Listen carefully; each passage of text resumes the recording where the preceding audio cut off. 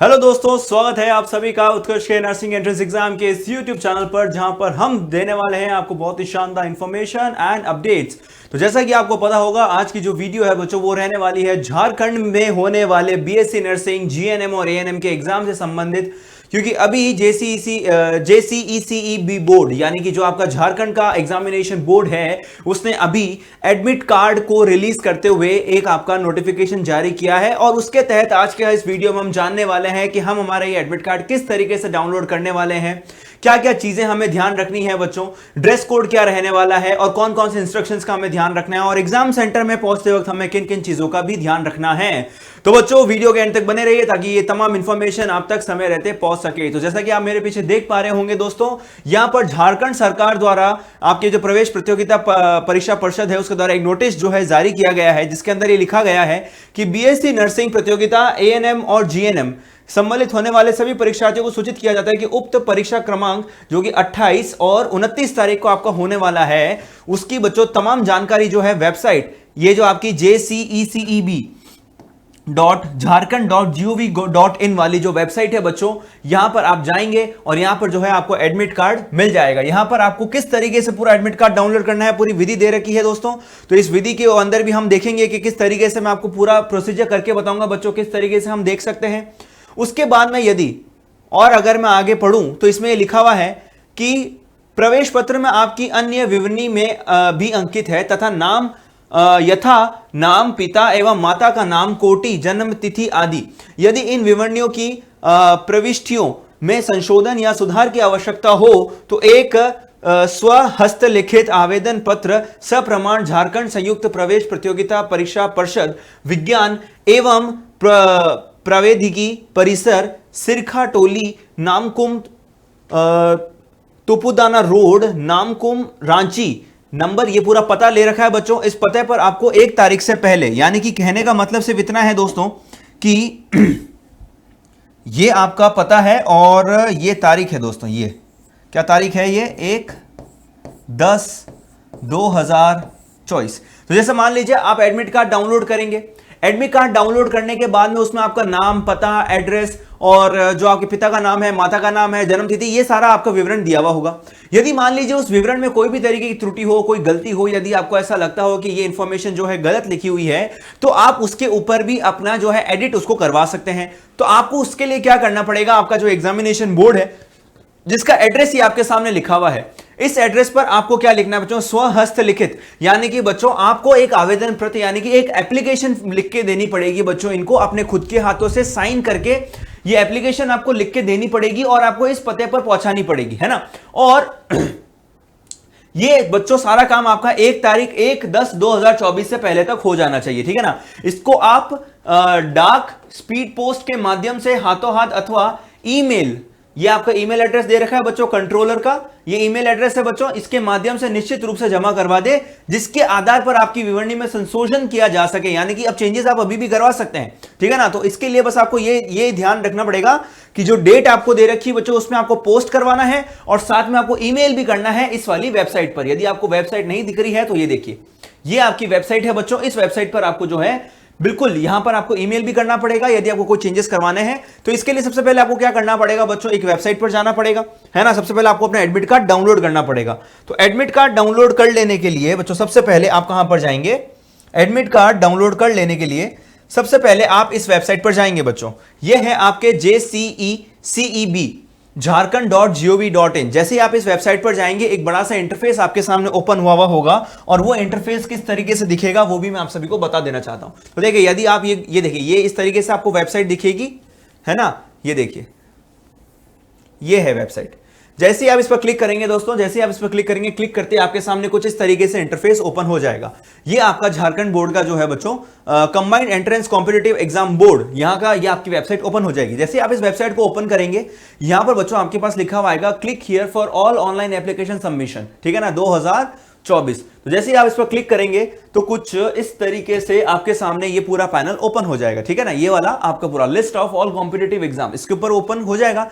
यहां पर आपको बीएससी नर्सिंग, यदि आप बीएससी नर्सिंग के लिए अप्लाई कर रहे हैं तो उसके लिए, यदि आप एएनएम के लिए अप्लाई कर रहे हैं, यदि आप जीएनएम के लिए अप्लाई कर रहे हैं या फिर पैरामेडिकल के लिए, तो उन सब के लिए बच्चों देखिए यहां पर ये अलग अलग बच्चों आपके पास टैब्स दिए हुए हैं। तो 10, 11, 12 और 13 इसके ऊपर आपके पास टैब्स दिए हुए हैं। इसके ऊपर जैसे ही आप बीएससी नर्सिंग वाले पर यदि आप अप्लाई किए हैं और आप यदि आपको ये एग्जाम देना है बेसिक पोस्ट बेसिक वाला, तो सबसे पहले आप इस पर क्लिक करेंगे।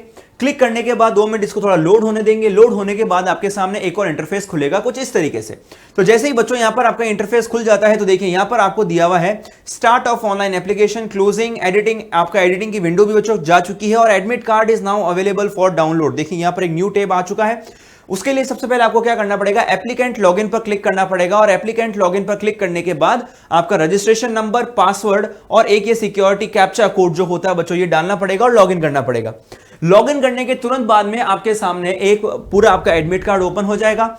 एडमिट कार्ड ओपन होने के तुरंत बाद में जो है बच्चों आपको वहां पर एक प्रिंट एप्लीकेशन फॉर्म और प्रिंट डाउन या फिर प्रिंट आपका एडमिट कार्ड करके एक ऑप्शन आएगा। तो आपको क्या करना है दोस्तों, आपको प्रिंट एडमिट कार्ड करके जो टैब आएगा बच्चों इसके ऊपर आपको क्लिक करना है और बच्चों आपका पूरा एडमिट कार्ड जो है वो प्रिंट हो जाएगा। यदि आपका प्रिंटर कनेक्टेड है, नहीं है तो आप पीडीएफ डाउनलोड करके कहीं से भी जो है उसको प्रिंट निकलवा सकते हैं। अब यदि आपने चेक कर लिया, सबसे पहले आपको अपना डाउनलोड करना है Aadhaar admit card. Admit card download कर लेने के बाद में बच्चों आपको सारी डिटेल्स चेक करनी है और सारी डिटेल्स यदि सही है तो उसके बाद में नेक्स्ट आपको जो है सारे इंस्ट्रक्शंस पढ़ने हैं जो कि इस प्रकार से रहने वाले हैं। तो सबसे पहले हमें क्या करना है बच्चों, इंस्ट्रक्शंस पढ़ने हैं। तो देखिए इंस्ट्रक्शंस की तरफ हम बढ़ते हैं बच्चों यहां पर। तो देखिए सबसे पहले आपको इस तरीके से ये पुराना एक इंस्ट्रक्शन वाला जो पैनल है इसके हिसाब से मैं आपको बता रहा हूं। तो यहां पर देखिए बच्चों सबसे पहले आपके पास क्या लिखा हुआ होगा, है ना, यहां पर सबसे पहले आपके पास क्या लिखा हुआ होगा जानने की कोशिश करते हैं बच्चों। थोड़ा सा इसको जूम कर देते हैं, नहीं दिख रहा है तो भी कोई दिक्कत नहीं है, मैं आपको लिख के बता दूंगा, ठीक है ना। देखो सबसे पहले आपको है कि आपको अपना एग्जामिनेशन सेंटर, सबसे पहले आपको अपना एग्जामिनेशन सेंटर पता होना चाहिए दोस्तों, और आपको उस सेंटर की जानकारी और उसका विवरण जो है एक दिन पहले ही पता करके रखना है, ताकि यदि मान लीजिए आप अपने शहर से दूसरे शहर में जा रहे हैं, वहां के बारे में आपको नहीं पता है, तो आपको पहले से ही अपने एग्जामिनेशन सेंटर के बारे में पता होना चाहिए, ठीक है ना। उसके बाद बच्चों जो है आपको इसमें लिखा हुआ गया है कि 30 मिनट पहले, पर मैं ये कहूंगा आपको कम से कम 1 से 1.5 घंटे पहले बच्चों यहां पर पहुंच जाना है। और यदि आप 1 से 1.5 घंटे पहले पहुंच जाने की कोशिश करेंगे तो ही आप टाइम पे पहुंच पाएंगे, क्योंकि काफी ज्यादा प्रॉब्लम जो है आपको पहुंचने में आ सकती है, ठीक है ना। उसके बाद आपको यह भी लिखा गया है कि no candidates will be allowed to enter examination centre after the expiry 15 minutes from schedule time.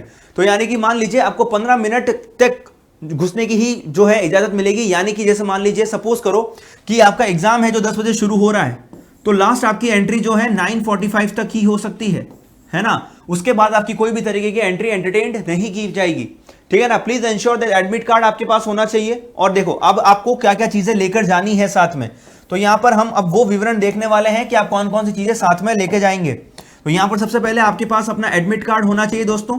तो हो सके तो एडमिट कार्ड की 2 कॉपीज निकाल लेना, हो सकता है गुम हो जाए, खराब हो जाए, पर एक एक्स्ट्रा आपके पास रहना चाहिए, पहली चीज। दूसरा, आपको एक black ball point pen, black ball pen लेकर जाना है दोस्तों, और एक मैं तो कहता हूं 2 लेकर जाना, एक एक्स्ट्रा रहना चाहिए। नंबर 3, आपको अपने साथ 2 फोटोज लेकर जानी है, ठीक है ना, जो आपने जब एप्लीकेशन फॉर्म भरा होगा तो उसके अंदर जो फोटोज लगाई होंगी वैसी 2 फोटोज और आपको लेकर जानी है अपने साथ में। और चौथा जो है बच्चों, आपको अपना खुद का एक ओरिजिनल आईडी कार्ड, फोटो वाला ओरिजिनल आईडी कार्ड लेकर जाना है, जिसके ऊपर बच्चों क्या होनी चाहिए, आपकी फोटो होनी चाहिए। तो ये सारी चीजें जो है आपको एग्जामिनेशन सेंटर में साथ में लेकर जानी है। इसके अलावा आपको कुछ लेकर जाने की जरूरत नहीं है, ठीक है ना, क्योंकि इसमें सारी चीजें लिखी हुई है बच्चों। एक तो आपके पास एडमिट कार्ड होना चाहिए, बिना एडमिट कार्ड के आपको जाने नहीं देंगे। आपके पास 2 black ball ink ball point pens होने चाहिए बिल्कुल। उसके बाद आपके पास एग्जामिनेशन मार्किंग स्कीम भी दे रखी है, +1 और -0.25। यदि आप 4 क्वेश्चंस गलत कर देते हैं तो आपका एक क्वेश्चन पूरा ही गलत हो जाएगा, यानी कि 1 नंबर पूरा ही चला जाएगा, ठीक है ना। उसके बाद आपको यह भी लिख रखा है कि the admit card it's provisional, candidateship will be cancelled, ठीक है, ये वही वाली सेम लाइनें हैं, ठीक है ना। हाँ, इसमें एक लाइन और लिखी हुई है बच्चों जो कि आपको ध्यान रखनी है। In case your photograph is not available in the admit card, paste a photograph in the blank space of admit card and hand over the similar photograph to the room invigilator in the day of examination। सीधी सी मतलब यह है बच्चों, जैसे ही आप admit card को download करते हैं तो एडमिट कार्ड डाउनलोड करते वक्त हो सकता है कि आपके एडमिट कार्ड में जो आपने एप्लीकेशन फॉर्म में फोटो डाला था वो वहां पर अवेलेबल ना हो, तो आपको एक फोटो जो खाली जगह है आपके एडमिट कार्ड पर वहां पर चिपकानी है और एक फोटो जो है अपने साथ लेकर जाना है, चाहे आपके एडमिट कार्ड में फोटो हो चाहे नहीं हो। यदि आपके एडमिट कार्ड में फोटो है तो भी आपको 2 फोटो साथ में लेकर जानी है, और यदि आपके एडमिट कार्ड में फोटो नहीं होती है आपकी तो आपको वहां पर एक फोटो चिपकानी है और साथ में 2 फोटोज और लेकर जानी है। तो टोटल जो हो जाएगी बच्चों आपके पास 3 फोटोज लगभग आपको अब जरूरत और होगी सेम वही फोटोज की। उसके बाद में बच्चों आगे बढ़ते हैं, हमें ड्रेस कोड के बारे में भी जानना है कि कौन कौन सी चीजें अलाउड है बॉयज के लिए और गर्ल्स के लिए। तो ठीक है, बॉयज जो है हमारे नॉर्मल जो है टी शर्ट पहन सकते हैं, हाफ स्लीव्स का शर्ट पहन सकते हैं, ठीक है ना। ऐसा फुल स्लीव्स का शर्ट पहनना अवॉइड कीजिएगा और इस तरीके के डार्क कलर के शर्ट्स को अवॉइड कीजिएगा। चाहे टी शर्ट पहने चाहे शर्ट पहने, ध्यान रखिएगा कि वो लाइट कलर का हो, है ना, वो थोड़ा लाइट कलर का हो, है ना। बहुत डार्क कलर के शर्ट्स या फिर टी शर्ट्स नहीं पहनने हैं आपको। उसके बाद नीचे आप लोअर पहन सकते हैं, जीन्स वगैरह पहन सकते हैं, और उसके नीचे आपको स्लीपर्स या फिर चप्पल्स ही पहनने हैं। ज्यादा सैंडल्स पहन सकते हैं, क्रॉक्स और शूज जो है बच्चों अवॉइड कीजिएगा और कोशिश कीजिएगा कि थोड़ा सा थिन सोल हो, यानी कि छोटा पतला सोल हो।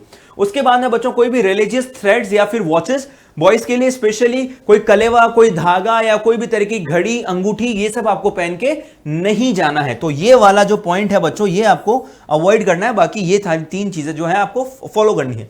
गर्ल्स के लिए है कि भैया कुर्ती, टी शर्ट वगैरह कुछ भी पहन सकते हैं, नीचे लोअर जीन्स पहन सकते हैं, स्लीपर्स पहन सकते हैं, चप्पल पहन सकते हैं। कोई भी बड़ी हील वाली या मोटे सोल वाली चप्पल या फिर आपको कोई भी तरीके के सैंडल्स नहीं पहनने हैं, जो भी पहन के जाएं पतले सोल वाला हो तो और भी अच्छा है।